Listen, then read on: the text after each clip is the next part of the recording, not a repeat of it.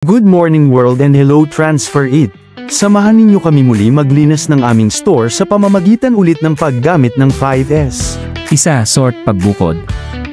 Ito ay tumutukoy sa paghihiwalay ng mga kalat mula sa mga bagay na tunay na kinakailangan sa lugar ng trabaho.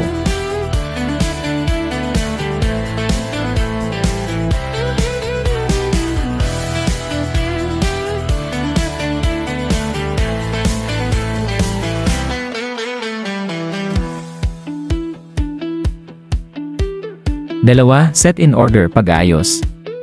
Ito, inaayos ang mga kagamitan sa episyenteng paraan gamit ang mga prinsipyo ng ergonomiya, upang masigurong bawat bagay ay may nakatakdang lugar at lahat ay nasa tamang lugar.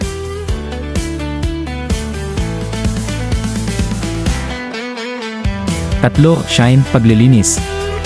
Ang shine ay ang masusing paglilinis ng lugar, mga kasangkapan, makina, at iba pang kagamitan upang maibalik ang mga ito sa halos bagong kondisyon.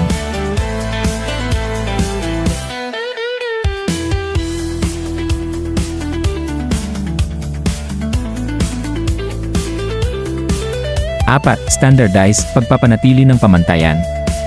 Ang standardize ay ang proseso ng pagsisiguro na ang mga ginawa sa unang tatlong yugto ng 5La ay nagiging pamantayan. Dito, tiniyak na mayroong magkakatulad na pamantayan at paraan ng pagtatrabaho. 5. Sustain, panatilihin. Ang huling hakbang ng 5La ay ang pagpapanatili, kung saan sinisigurong patuloy na ipinatutupad ng kumpanya ang mga nakaraang hakbang ng 5La.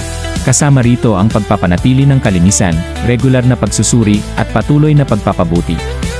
Ang 5La ay dapat maging bahagi ng kultura ng negosyo at responsibilidad ng lahat ng nasa organisasyon.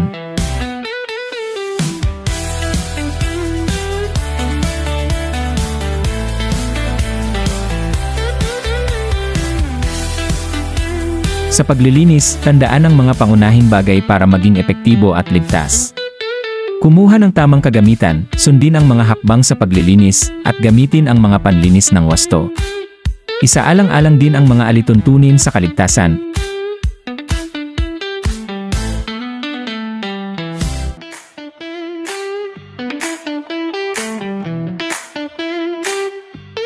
At ito ang naging bunga ng aming paglilinis, maaliwalas, malinis at ligtas na lugar sa amin at sa mga customer.